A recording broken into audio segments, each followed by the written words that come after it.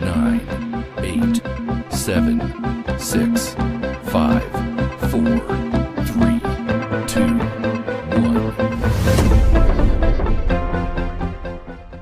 Howdy, CROC Nation. Dr. Tommy and Ellie here with you for another CROC podcast. I hope that will change your life, change your survivorship, change your entire attitude and state of mind. With me, as always, the loyal to the point of working to the point of death, Angel Santana. Have faith, let it begin. God bless you, my friend. Thanks for being here, even though you are COVID positive. You know what's funny? I think that's a great t-shirt. I'm gonna have to think about that. I'm good. How are you doing, buddy? Thank God. Hey, listen, I before we started the podcast, everybody, just to let you know how devoted this young man is. This guy, I swear to God, even though he's my brother and my friend and my dear brother in Christ, I still feel such an admiration for him. Picked himself out of his bed to be here for us and to record for us. So we have a fresh podcast for you, watching two little kids doing everything. God bless you, Angel. I'm going to make this real simple for you. You know, I like to talk, so I'm just going to take it from here. Rock and roll. Let's do it. So, Angel, I had a very interesting thing that happened to me 2 weeks ago, and it was very unusual. Oh, So today's podcast is a very introspective podcast. It's really a call to arms. It's a what would you say, a challenge to the doctors and nurses out there that listen to this podcast. And although it's not directly related to our survivors, it is indirectly related, because I feel the more that we can inspire the cancer team, the better care our cancer survivors / thrivers will get. So okay. I'm sitting in the office 2 weeks ago, and Monday comes by and it's a quiet day, and Tuesday comes by and it's a quiet day, and Wednesday comes by and it's a quiet day. Thursday comes by, it's a super quiet day. Friday comes by, it's a quiet day. And I said to myself, this is the weirdest week I ever had. Because usually, we're so busy, double, triple booked and nonstop between all of the double bookings and putting out the fires and all the different issues that happen during the day. I have to tell you, when I come home, it's lucky if my eyes see 8 p.m. That's how tired I am. Just mentally exhausted from work. And this particular week, it was just happened to be a slow week. And I'm not sure whether it was vacations from the patients, vacations by the doctors, whether the new treatment paradigms with more targeted therapy and less radiation or whatever. And I didn't really know the answer, but I got to thinking, and I was in the room with patients, and I noticed that even though I didn't have the double book or the triple book, and I didn't have everybody banging my door down, who wanted something, I still noticed that I was very fidgety. Like my whole core was fidgeting, and it was like I still had one foot out the door even before I got out of the room. And it really made me think. And what I thought we would do on today's podcast is kind of talk to our practitioners, talk to our nurses and doctors, and really challenge them to look back at what their core values are. What was it that brought you into medicine? And I thought about that, and I said to myself, if it's going to be slow, let me figure out where I am, where I was, where I'm going. And sort of, it was one of those come to Jesus, come to Moses, come to Muhammad moments where I really felt compelled to start asking some tough questions. And I will tell you another thing that is very strange about me. I have two superpowers, one of which we'll talk about in another podcast. But one of the superpowers I have that really goes back to however God wired me. I have this weird gift to be able to do the work of 3 or 4 people, no problem. And I'm not sure whether it's my OCD. I'm able to line everything up and do a lot of things and multitask or whatever. I remember as an intern, me and another intern by the name of Billy. And I know that, like, when you're an intern, one of the greatest, challenges you have is to try to keep your service pared down as thin as possible. So your workload isn't too crazy. And the people who are efficient getting patients on and off their service tended to have at least a tiny bit of a life during their internship. And me and Billy used to battle back and forth and have these contests to see, whose service was the thinnest and the most efficient. And, I must admit, Billy won, but not by much. And we were about 700, fathoms, ahead of everybody else. I mean, we were just two freaking, power monsters, going through internship. And that has kind of served me through my career and has helped me be able to handle a large workload. But even though I have that gift, when I didn't need it, I didn't know what to do. And so what I did was I tried to explain to myself, why am I feeling this way? Why am I so positioned to be efficient and get so much work done when really, I have an opportunity I had such an opportunity that week to spend an hour or two with a patient, to be able to do that little extra, some of the home visits that I've been putting off, some of the hospital rounds that I've been putting off, some of the teaching for some of the residents, some of the mentoring that, I never get done. And I said, why don't we take an opportunity and do a podcast, because I was so inspired by that momentary thought, and go back to the beginning. And I'll ask myself, but I also am asking this of our listeners, of our healthcare providers. I want to know, what were the events that motivated us to become doctors and nurses? And what are the core values that we built our careers upon? So that's what today's podcast is going to be about. So question number one, why did we become doctors and nurses?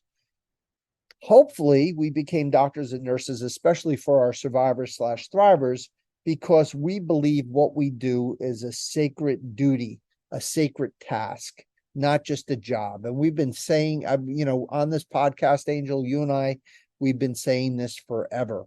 And I broke it down into 10 sort of little sort of bullet points on the subject as it relates to me. And again, I'm going to challenge those out there. Sadly, we don't have an interactive program where you guys can chime in, but I'm hoping you're chiming in, to the screen. The first bullet point is, what was your perception of a doctor from your family? So many of us, Angel included, come from immigrant families. And a lot of times, this is America, it's a melting pot. And I'm pleased to say that we still have immigrant families. It hasn't died. So the types of immigrants, or the countries that the immigrants are coming from, are different.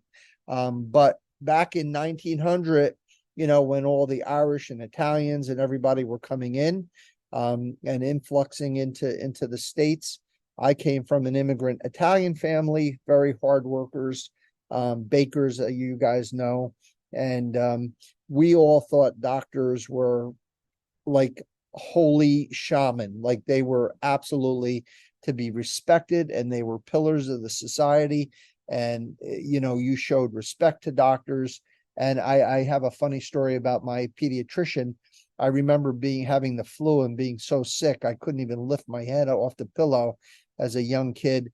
And my mother threw me in the bathtub, dressed me in my Sunday's best to go sit in the doctor's office, to diarrhea all over myself and throw up, to see Dr. Peter Pasquarelli, in Patterson, New Jersey in 1964 or whatever year it was.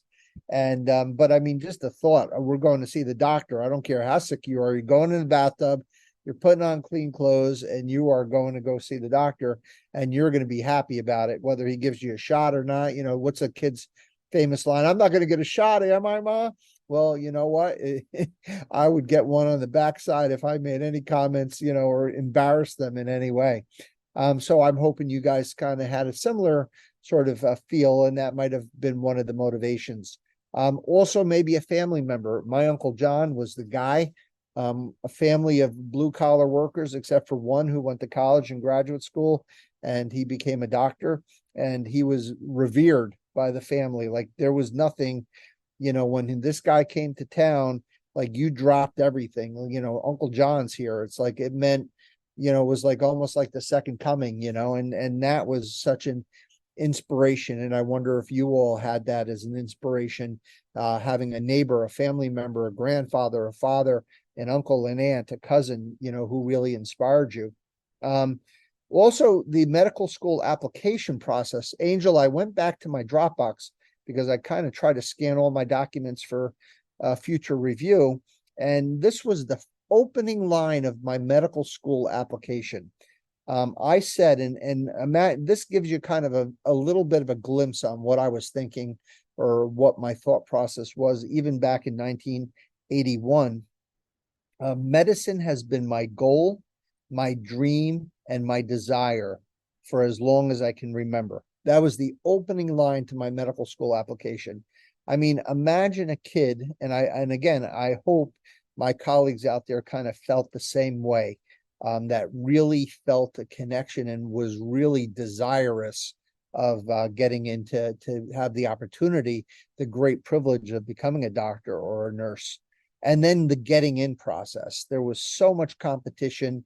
I went to state school. I didn't go to an Ivy League school or whatever. And, it was so hard to get into an American medical school. And by the grace of God, I did get in.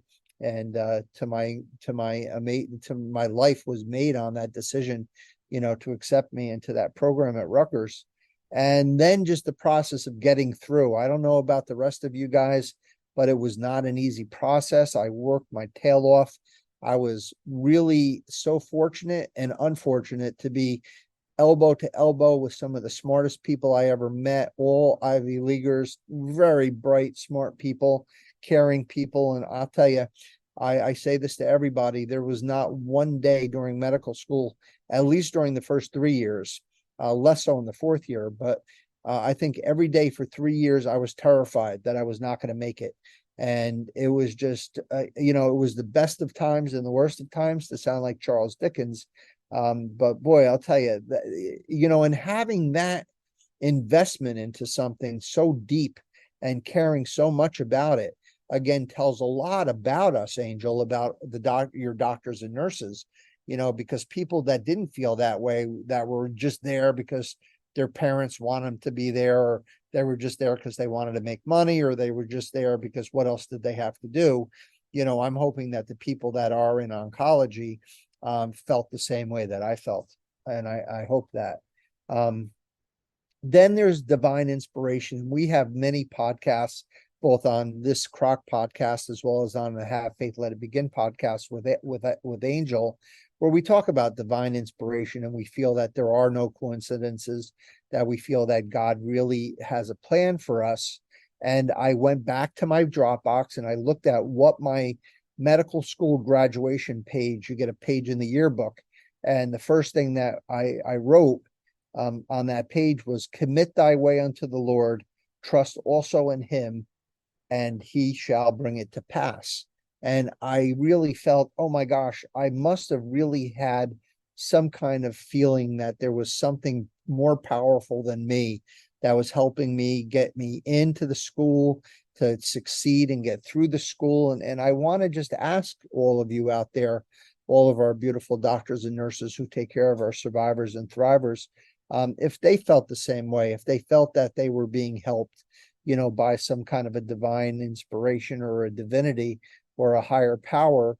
Because again, I think to be able to get through that process intact and still caring and empathetic, I think you have to have you don't have to have my connection.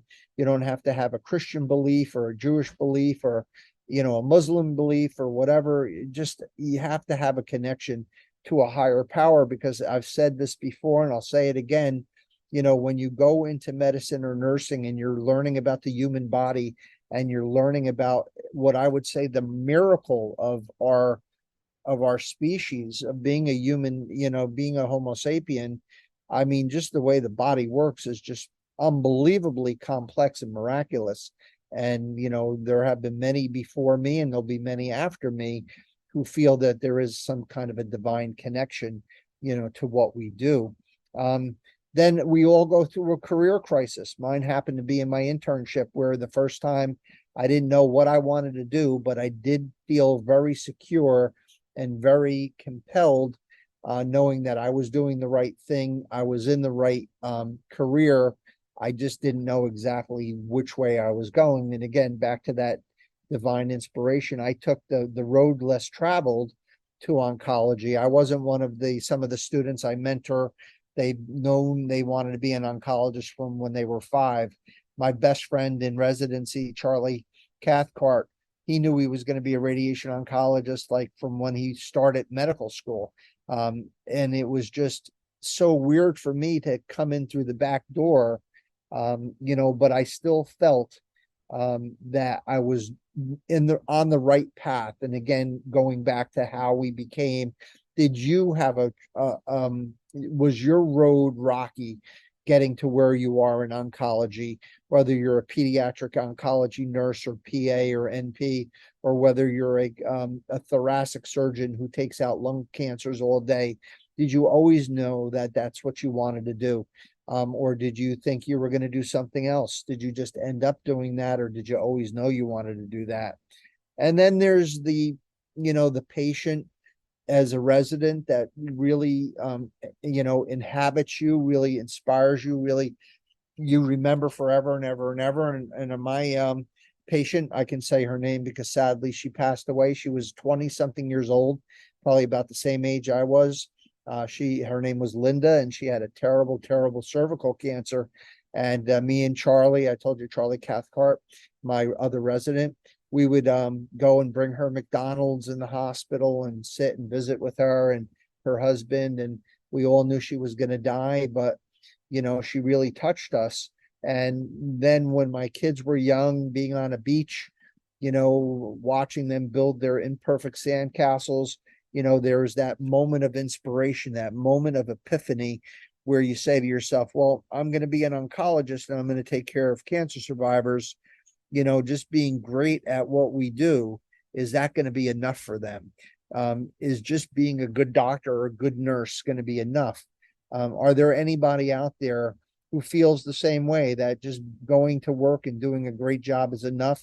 Don't you feel that, sometimes you have to go above and beyond for our cancer survivors and thrivers? And forget about even oncology, medicine or nursing, just in general. Don't you feel the need to do more for our patients because there's just not enough that we could do for them? And then my first Relay for Life, watching the survivors do their victory lap, and the beautiful music, the wind, what is it, the wind beneath your wings or whatever. And geez, it was just so inspiring, and the tears, and it was just so amazing. And then the CROC organization started in 1999, and all we've done over the last 25 years or so is do nothing but do stuff for our survivors and thrivers, like this podcast. Do you guys do extra stuff? Do you guys make your house calls? Do you guys, help out your patients with grants or support? Or do you guys make calls? Do you guys give your cell phone numbers out? Are you guys really in it? Are you guys 100% committed to the field? Is this what you got in there for? And then I remember my early years at what was called Horton Hospital, in the basement, in this horrible basement department, which was always dirty and filthy and just awful and dark and dank. And I opened my office door to go outside to the garbage dump. And oh my God, it was just horrible. But it was also amazing at the same time. As horrible as it was exciting. Do you guys remember your first job? Do you remember the first time you got, you became a director?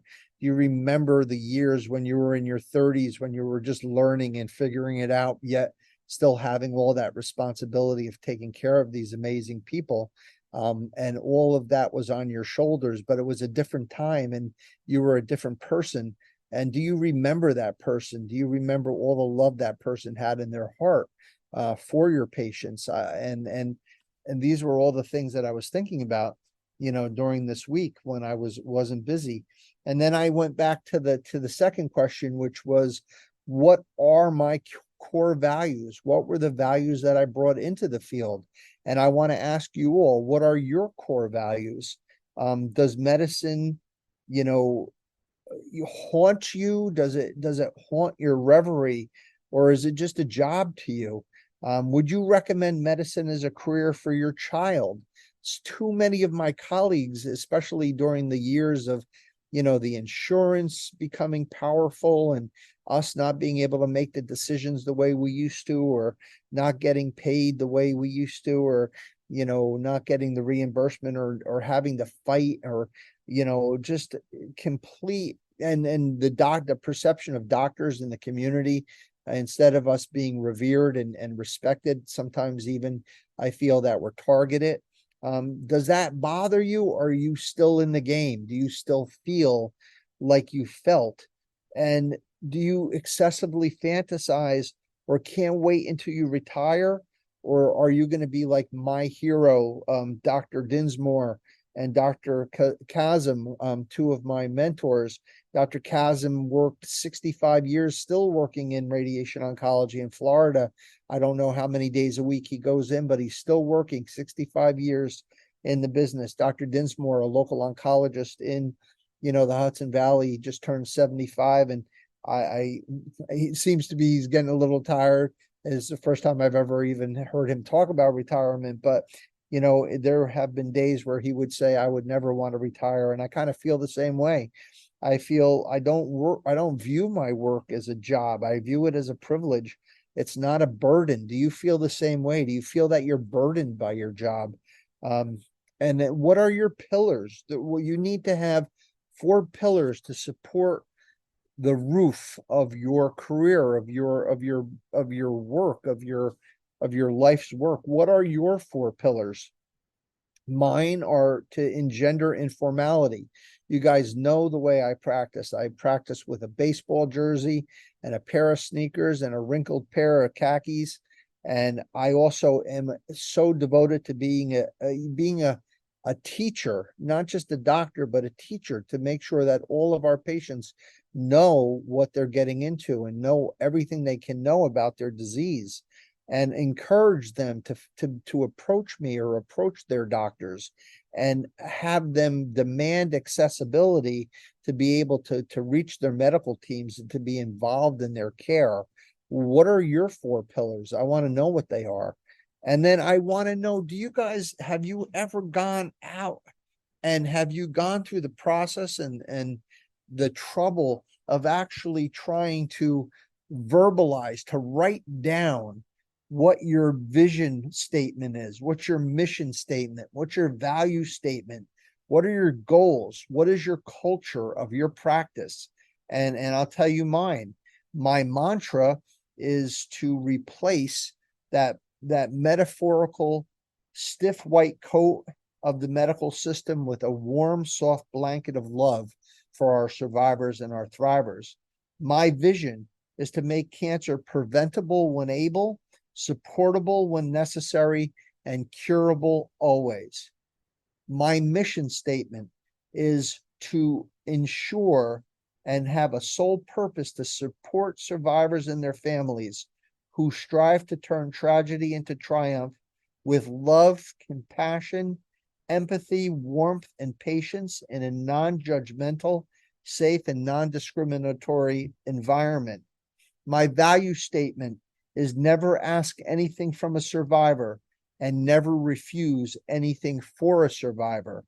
My goal, same as Angel, is to help each survivor one at a time, not have to cure the world, but just one person, one survivor, one thriver at a time, and create a friendship, not just a doctor and a patient, but 2 human beings who are joined in a life's journey at the same point in time, in this vast universe, with a history that goes back billions of years and hopefully will continue for billions of years.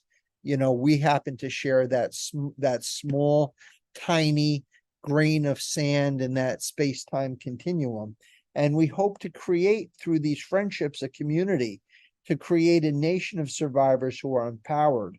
with information and wisdom to win their battles.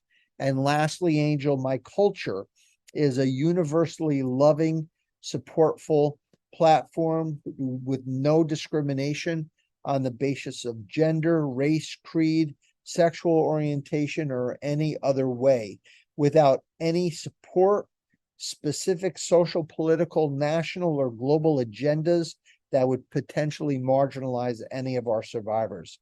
And again, what is it that you are trying to do out there? You've been in practice for 5 years, 10 years, 15 years, 20 years, 25 years, 30 years, 35 years, or more.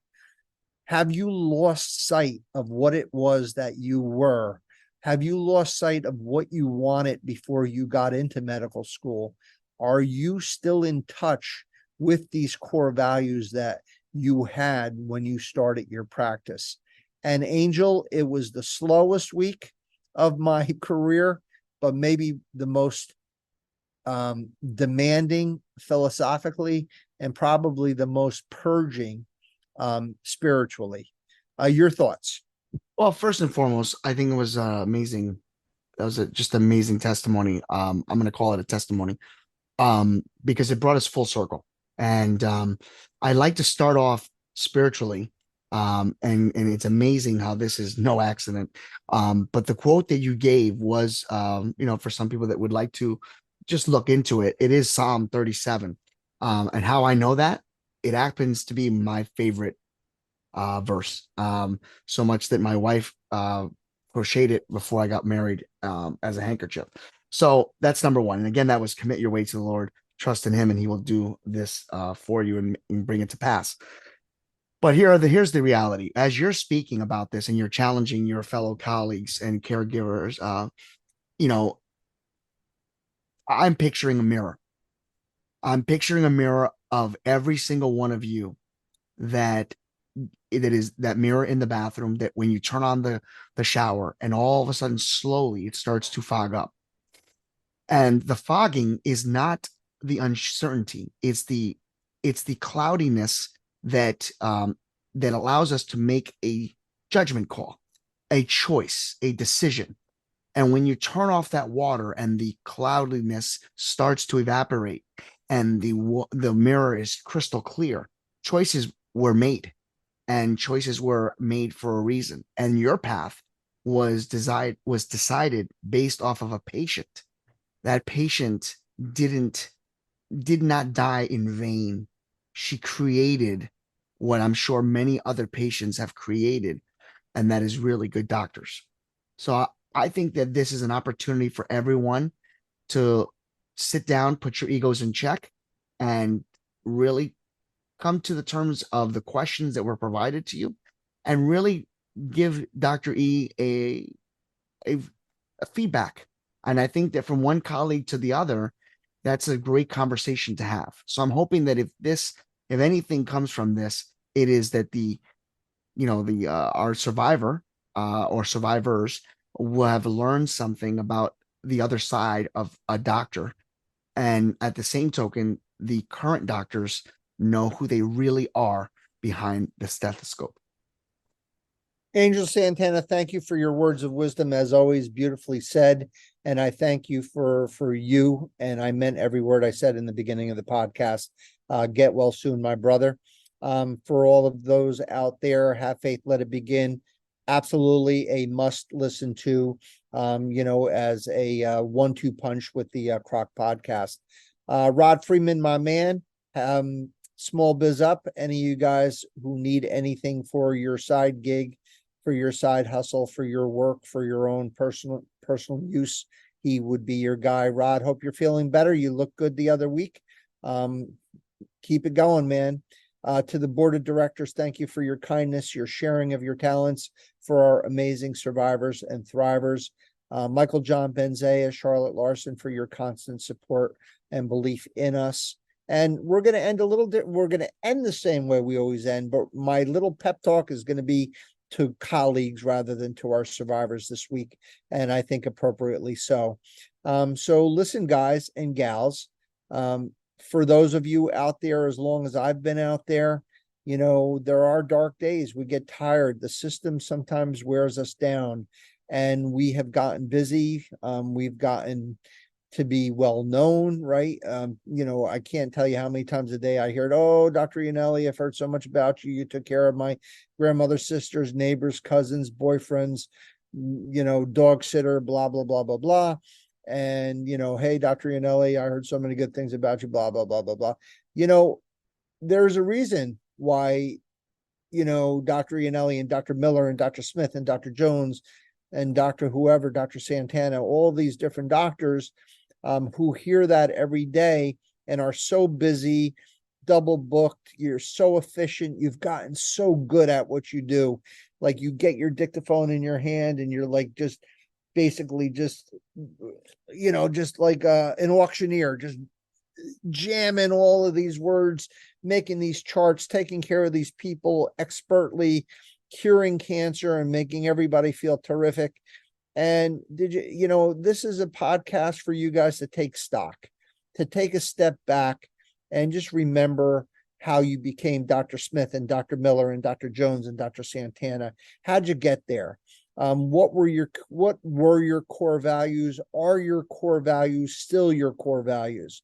Do you still love what you do? Do you want to keep doing it forever and ever and ever and ever?